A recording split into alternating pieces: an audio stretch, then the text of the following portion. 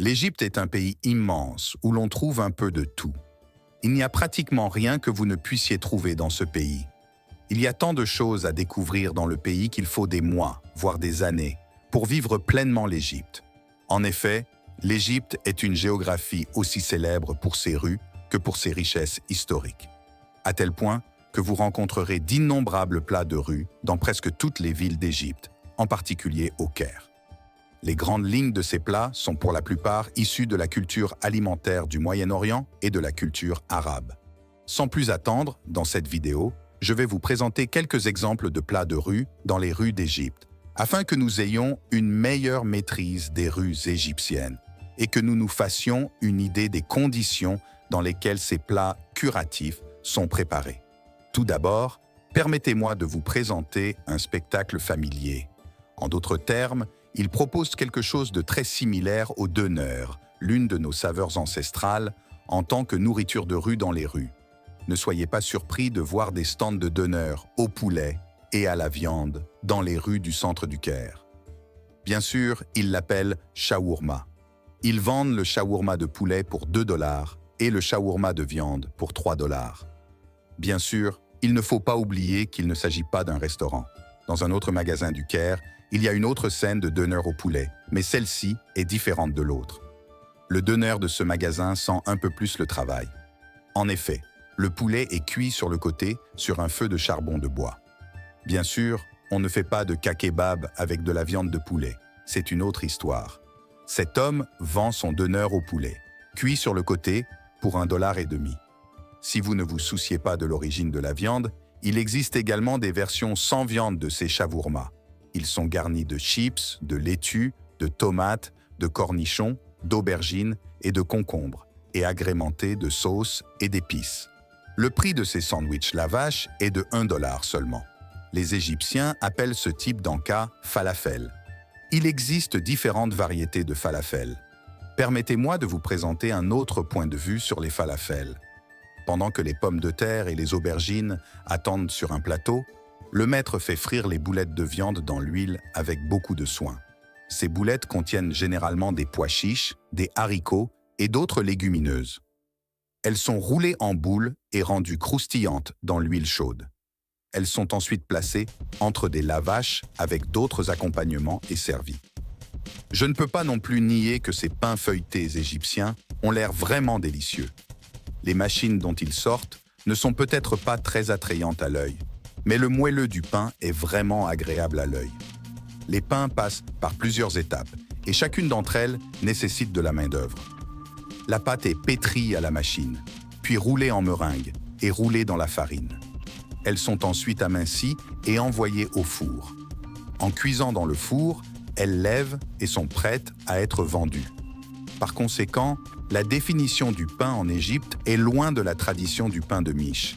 Elle s'apparente davantage au pain de village traditionnel. Par exemple, dans ce magasin, des pains similaires à ceux fabriqués dans le village sont produits. La pâte est préparée à l'arrière par les artisans, puis placée sur un plateau et cuite au four. Si vous allez vivre en Égypte, vous devez absolument accepter ceci.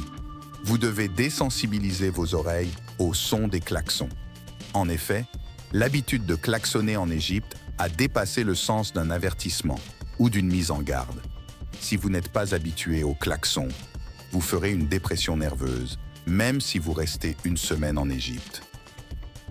Les maîtres égyptiens d'une autre boutique ne négligent pas de s'exhiber lorsqu'ils voient la caméra. Ils ont un plat qu'ils appellent la pizza égyptienne et ils fabriquent et vendent de la pizza égyptienne dans cette boutique. Il s'agit d'un marché public dans les rues centrales du Caire. Il ne faut pas non plus confondre l'Égypte avec la viande de bœuf et de chameau. Comme il s'agit d'un pays côtier, les marchés aux poissons sont très populaires en Égypte, tout comme au Maroc. Si vous prévoyez de rester longtemps dans ce pays et que vous n'avez pas confiance en la viande rouge, vous pouvez acheter du poisson frais sur les marchés pour 1 à 2 $. Si vous ne voulez pas vous occuper de la cuisson du poisson, ils peuvent même le faire frire sur le grill et le vendre sur les marchés. Dans les pays du Moyen-Orient, les marchés publics sont plus guerriers et désorganisés. Les bouchers qui suspendent la viande ouvertement en public en sont le principal indicateur. Bien entendu, certaines personnes n'aiment pas les caméras, même sur les marchés. Il y a même des vendeurs de lapins sur les marchés. L'une des choses les plus réelles dans les marchés est qu'ils sont installés dans des rues étroites. On peut se demander ce qu'il en est, mais ils autorisent également le passage des véhicules dans ces rues étroites. Cela signifie que de nombreux gaz médicinaux provenant des gaz d'échappement se retrouvent dans les aliments.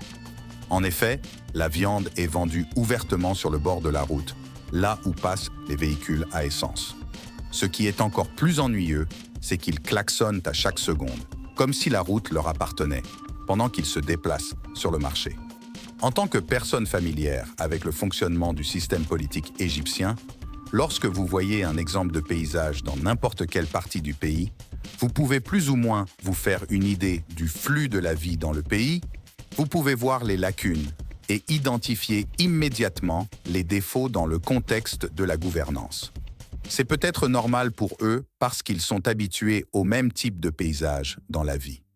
Mais pour un étranger, il y a des choses qui paraissent très différentes.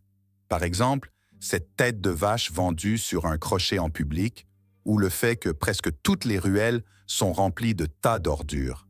Les chats sont généralement ceux qui profitent le plus de ces tas d'ordures. Dans les bazars, ils nettoient la chaussée en prenant dans leur ventre les abats jetés au sol. D'autre part, il y a une autre nourriture de rue juste à l'extérieur du marché. Mais cette fois, c'est un désastre. Parce qu'il y a une vue très malsaine. Honnêtement, je ne donnerai pas d'argent pour un aliment produit ici. Je ne le goûterai pas même si vous le payez. La raison pour laquelle je parle avec tant d'assurance est liée à la vision de l'huile pleine de guérison ici. Je suppose que cette huile n'a pas été modifiée depuis longtemps. Il y a aussi des produits sucrés parmi les saveurs de la rue égyptienne. Par exemple, ce magasin est une sorte de pâtisserie de rue qui vend des produits pâteux et sucrés. On y trouve également des snacks à base de cacao et de crème fourrée dans un cône, ainsi que des éclairs décorés de perles sur le dessus. Si vous recherchez des produits sucrés plus classiques, vous trouverez des dizaines de variétés de dattes de différentes qualités. Comme pour beaucoup d'autres produits, les produits sont vendus ouvertement dans des sacs. Ils ont également ajouté une saveur différente à la barbe à papa. Le soir, des personnes vendent des barbes à papa dans les rues du Caire.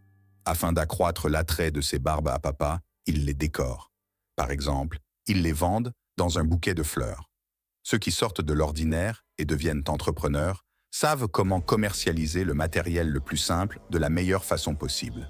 Ces jeunes vendeurs égyptiens ont également l'esprit d'entreprise et consacrent beaucoup d'efforts à leur travail.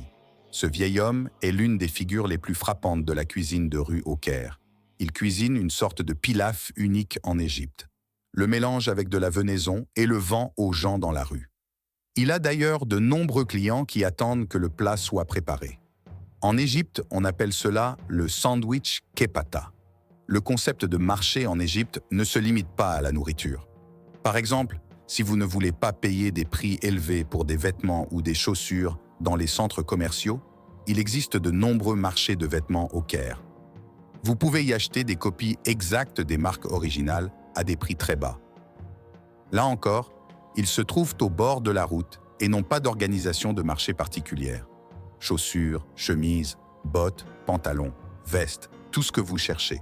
Vous pouvez même trouver des valises sur le bord de la route.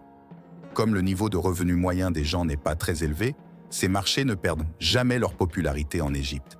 Ils sont organisés presque tous les jours et visités par des milliers de personnes. Au lieu de crier pour vendre leurs produits, les vendeurs des marchés donnent des informations sur leurs produits en parlant à l'aide de mégaphones. Ces mégaphones sont constamment entendus sur les marchés égyptiens. Voilà le résumé général des marchés de rue et de la culture de la cuisine de rue en Égypte. Bien qu'il s'agisse d'un pays très actif, il n'y a pas de pénurie de nourriture sur les marchés. Bien que le pouvoir d'achat ne soit pas très bon, les gens n'ont certainement pas faim. Et vous pouvez trouver des vendeurs qui conviennent à tous les budgets. Si vous visitez ces marchés en tant que touriste, vous ne rencontrerez pas de prix excessifs pour la nourriture de rue. En revanche, si vous entrez dans les rues des souvenirs, vous risquez d'y trouver beaucoup plus que vous ne le devriez. C'est pourquoi il suffit de faire attention aux boutiques de souvenirs et aux taxis en Égypte. Par ailleurs, si nous clarifions les informations de la vidéo précédente sur le visa, Un visa est nécessaire pour les passeports Bordeaux en Égypte. Si vous n'avez qu'un passeport vert ou un passeport diplomatique, vous pouvez entrer dans le pays sans visa pour une durée maximale de 90 jours. Corrigeons cela également. Toutefois, si vous préférez ne pas vous rendre au Caire, les titulaires d'un passeport Bordeaux peuvent atterrir dans le sud du Sinaï, à savoir à l'aéroport de Sharm el-Sheikh, sans visa, et rester en Égypte pendant 15 jours avec un visa touristique. Pour cela, il faut avoir en poche plus de 2000 $ en liquide et se munir des imprimés des billets d'avion aller-retour et des dossiers de réservation d'hôtel. Nous sommes arrivés à la fin de notre vidéo sur l'Égypte. Si vous voulez voir d'autres vidéos sur la cuisine de rue dans d'autres pays, vous pouvez nous aider à trouver des idées en aimant la vidéo. Au revoir.